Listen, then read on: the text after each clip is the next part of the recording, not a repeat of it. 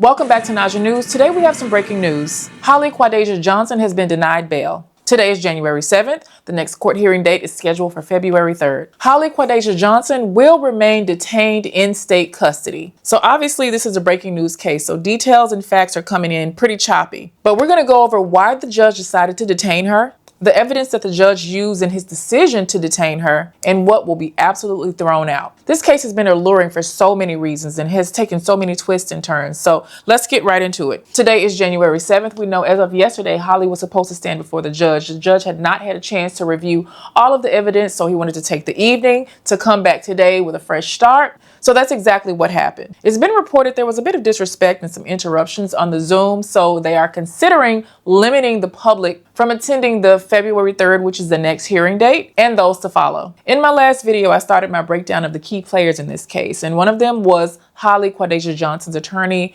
Ari Williams. Ari has a reputation of being the queen of technicalities, but my sources say that Ari just might be a little bit in over her head.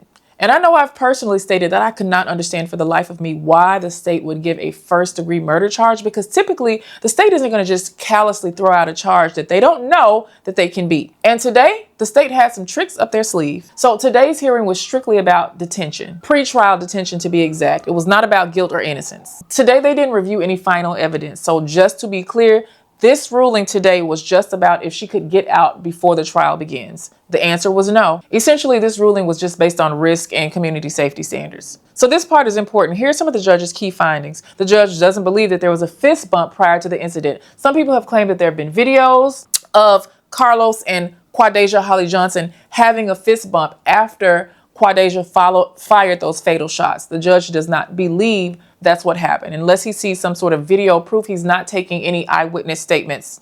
He's taking those. He's not believing those. The judge does believe that a headlock of some sort may have happened. Now, it's unclear if the judge believed it was an actual headlock or Carlos trying to restrain Romika. But we do know on the scene, Carlos and Romika got into some sort of tussle. So the judge is taking into account and believing that there was some sort of physical altercation between Carlos and Romika, and it was not a casual or friendly one. The judge does believe that Carlos slammed or pushed the car door onto Romika, and a few months ago, I actually talked to a witness that said that the very thing happened. They saw Carlos trying to shove her back in her vehicle. In my previous video, I mentioned that Ari was going to play the technicality that the key witness of the states had on headphones with noise-canceling headphones. So how on earth could you possibly hear what was going on? Were you distracted? Well, guess what? The headphones stay. The judge is seeing this witness as credible, and this is detrimental to the defense's case. Their smoking gun, the person that they were going to accuse of being an outright liar, is being listened to and considered by the state and the judge strictly for the case of detention. Remember, this is not trial, guilt, or innocence. This is just if Holly's going to stay in jail and she's still there. She will not be getting out as of right now. And this doesn't necessarily mean that the judge believes this particular witness fully. However, the judge finds this witness credible. So what this means is that this witness will get to testify before a jury, and the jury will get to determine their credibility. What the defense hoped, is that this witness will be knocked out completely because their testimony is the main one that paints Holly as the aggressor, and also Carlos.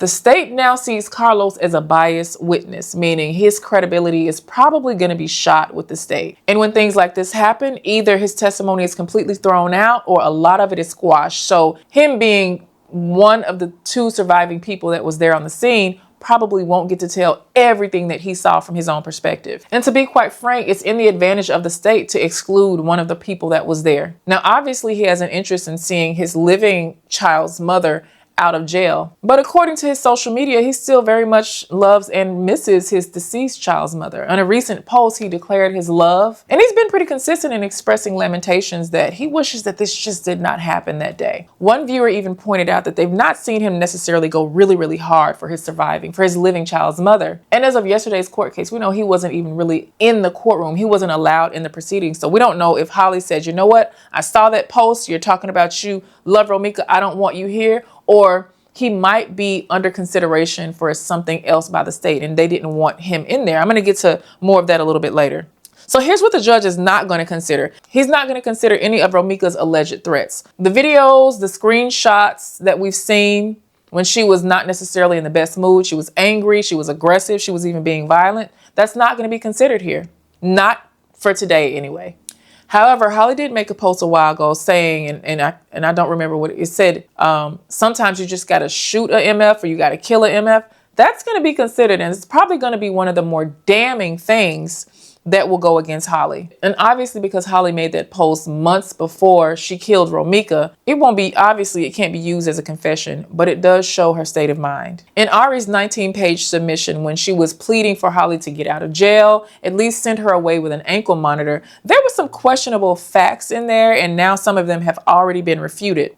And so again, this doesn't mean that everything was false or inadmissible, but it does show that the state has some holes in Ari's case, which is one of Ari's tactics. You know, in a smart court case, when it's time for battle, the one thing you're going to do is study your opponent and how they move so that you can prepare yourself and ready yourself for the stones that you know that they're going to throw. And it sounds like the state was prepared. And I'll say this, detention hearings are usually always this conservative because they don't want to let anything fly. And experienced judges normally err on the side of caution, which is why some of these things are being considered and some are just not. And you all know our investigative journalist, Steph Watts. I mean, very early on, he said that he thought Carlos might have had a little bit more to do with what happened that day than what we knew so far. And some sources even say that Carlos might be facing indictment somewhere down the line. We don't know for what at all, but those are the whisperings from some pretty credible sources. And let me be clear, no indictments against Carlos have occurred. No paperwork has been filed. And there's absolutely no confirmation of this. Again, those are just whispers and ramblings, which we do talk about on this channel. So let's look at the big picture. What does all of this mean? So the judge is signaling caution, not conviction. Some people see today as a victory because it might determine how the rest of the case is going to go. Some people see it as a setback, a roadblock, and saying, all right, Ari might need to go back and do her homework or bring on some more help in defending Holly Quadeja Johnson. What we do know is a court is preserving the witness credibility for the trial. The witnesses will be heard before the jury. The court is accepting some physical elements of this, meaning no, there probably wasn't a fist bump. Yes, Carlos did try to shove Romika back into the car, but the judge did not determine if he was trying to restrain her or if he was being physically aggressive toward her in that moment. That will be for the jury to decide. The state has to prove beyond a reasonable doubt that Holly had intent to take her life, and it's looking like, as of today's ruling, that that's exactly what they're about to make happen. And again, as I've stated so many times, there's absolutely no way of knowing exactly what's going to happen. Will another witness appear? Obviously, everything has not been shown in discovery. We don't even know the half of it. And again, today was just about pre-trial detention, which Holly will stay locked up until February 3rd. But the trials are about the proof and the evidence. And as of today, this case is headed to court. That's all we have for now. I'm Naja Hall with Naja News, and I will be back because I am keeping a very close eye on this story. I look forward to seeing what you think in the comments below. Again, please keep it respectful, keep it intelligent, and let's dialogue.